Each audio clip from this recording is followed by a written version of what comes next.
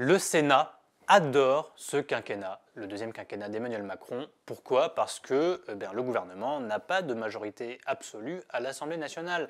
Et du coup, il est obligé de se tourner souvent vers le Sénat pour obtenir un compromis avec la Chambre haute. Et c'est pour ça que le petit milieu politico-médiatique suit avec beaucoup plus d'attention les séances présidées par Gérard Larcher. La séance est ouverte. Alors prenons d'abord les retraites. Le texte revient au Parlement, il est examiné par le Sénat ce jeudi 2 mars et l'Assemblée nationale n'a pas pu le voter, elle n'a pas eu le temps. Pourquoi? Parce que le gouvernement a choisi de faire passer sa réforme dans un projet de loi de financement rectificatif de la sécurité sociale. C'est un véhicule qui limite le temps de discussion.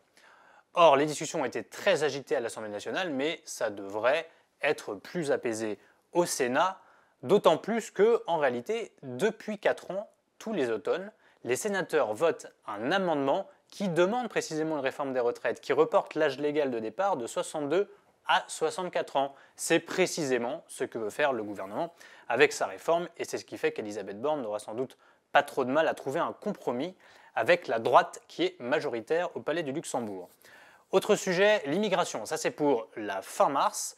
Le projet de loi immigration concocté par le ministre de l'Intérieur, Gérald Darmanin, sera d'abord discuté par les sénateurs. Et là aussi, ils seront en terrain connu, parce que ce projet de loi, il s'appuie en partie sur un rapport sénatorial, un rapport du sénateur Les Républicains François-Noël Buffet, qui a étudié l'engorgement de la justice administrative par tous les recours qui sont liés aux droits des étrangers.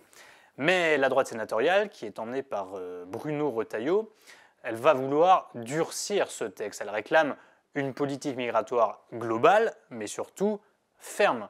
Et donc, les discussions porteront là-dessus, mais Gérard Larcher a prévenu Emmanuel Macron lors d'un dîner à l'Élysée le 13 février, il lui a dit « l'immigration, ce sera notre texte ». Et tant pis pour Gérald Darmanin qui, après la discussion au Sénat, devra aller faire avaler ce texte à l'Assemblée nationale, où la fameuse aile gauche de la Macronie tousse déjà en voyant les mesures restrictives de ce projet de loi immigration. Troisième et dernier dossier compliqué, les institutions. Alors ça, c'est Emmanuel Macron qui a remis le sujet sur la table, il veut réformer les institutions. Pour l'instant, les mesures qui sont proposées sont assez floues, et de toute façon, pour réviser la Constitution, il faut un accord avec le Sénat.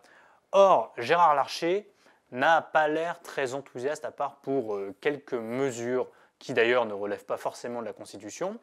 Il est favorable au retour du cumul des mandats, il est également très favorable à plus de décentralisation, en tout cas plus d'autonomie pour les collectivités territoriales, mais il n'est pas sûr que le Sénat embrasse les grandes velléités de bouleversement institutionnel voulues par Emmanuel Macron.